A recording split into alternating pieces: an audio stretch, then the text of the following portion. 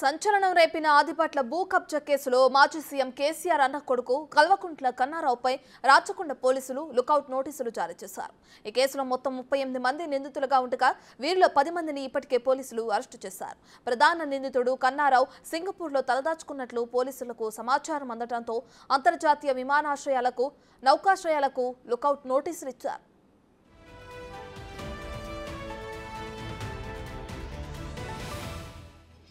ఆదిపట్ల భూ కబ్జా కేసుకు సంబంధించి కన్నారావు 4 కోట్ల రూపాయలకు డీల్ కుదుర్చుకుని 40 లక్షలు అడ్వాన్స్ గా తీసుకున్నారని పోలీసులు తెలిపారు. భూ కబ్జా వ్యవహారాల్లో అనేక మంది దగ్గర పెద్ద మొత్తంలో కన్నారావు వసూలు చేసి కోట్లాది రూపాయలు ఆర్జించారని అన్నారు. బీఆర్ఎస్ అధికారంలో ఉండగా కన్నారావు అనేక అక్రమాలకు పాల్పడ్డారని, బయటకు పొక్కకుండా మేనేజ్ చేశారని చెప్పారు.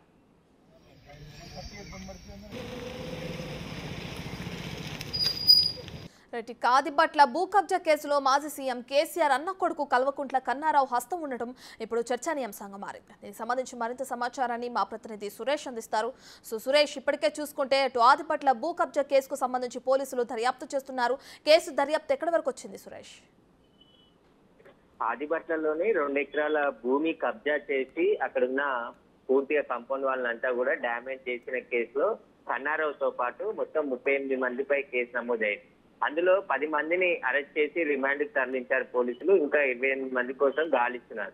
అయితే కన్నారావు పోలీసులు అరెస్ట్ చేశారనే సమాచారంతోనే శ్రీలంక పారిపోయి అక్కడే ఉన్నట్టు పోలీసులు గుర్తించారు. అతని పైన లుకౌట్ నోటీసులు కూడా జారీ చేయడం జరిగింది. ఎయిర్పోర్ట్ లో ఎక్కడ దిగినా కూడా పోలీసులకు సమాచారం అందించే విధంగా ఈ లుకౌట్ నోటీసులు జారీ చేశారు. బోయిన్పల్లిలో ఉన్న ఆయన నివాసం వద్ద పోలీసులు గాలించినప్పటికీ కూడా అక్కడ ఎవరూ లేకపోవడం, ఇంటికి తాళం వేసి అతను బయటికి వెళ్ళినట్టు పోలీసులు గుర్తించారు. కాబట్టి కన్నారావు పైన అనేక బెదిరింపులు, ల్యాండ్ కబ్జా కేసులు గతంలో ఉన్నాయి. అయినప్పటికీ కూడా అతని పైన ఎలాంటి చర్యలు తీసుకోలేదు. కానీ ఇప్పుడు కాంగ్రెస్ ప్రభుత్వంలో కూడా అదే విధంగా కబ్జాలకు ప్రయత్నించి పోలీసులకి అడ్డంగా బుక్ అయ్యాడు. అతనికి సంబంధించి ఖచ్చితంగా అరెస్ట్ చేసి రిమాండ్ కి తరలిస్తామని చెప్పేసి పోలీసులు చెప్తున్నారు. పోలీసులు కేసు నమోదు చేసిన 2 రోజులకే ఇతను శ్రీలంక పారిపోయినట్టు పోలీసులు గుర్తించడం జరిగింది. దీనికి సంబంధించి మరో 20 మందికి పైన కూడా వారిని పట్టుకునేందుకు ప్రత్యేక బృందాన్ని ఇబ్రహీంపట్నం ఏసీపీ ఏర్పాటు చేయడం జరిగింది.